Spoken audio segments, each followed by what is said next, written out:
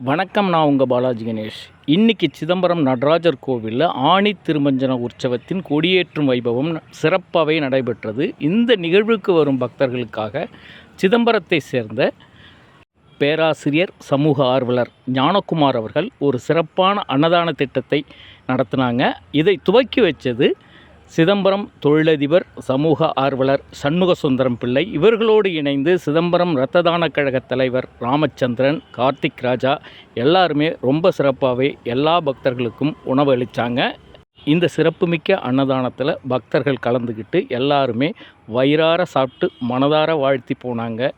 இவர்களுடைய இந்த அருட்பணி, சமூக பணி தொடர வேண்டும், மக்கள் நன்மைகள் பெற வேண்டும் என எல்லோரும் வாழ்த்தினார்கள். நானும் வாழ்த்தினேன், நீங்களும் வாழ்த்துங்கள். நல்லவர்கள் உதவி செய்வது மிக அரிதான காலமாகிவிட்டது. அதனால் உதவி செய்பவர்களை ஊக்கப்படுத்துங்கள், வாழ்த்துங்கள். அவர்கள் வளரட்டும்.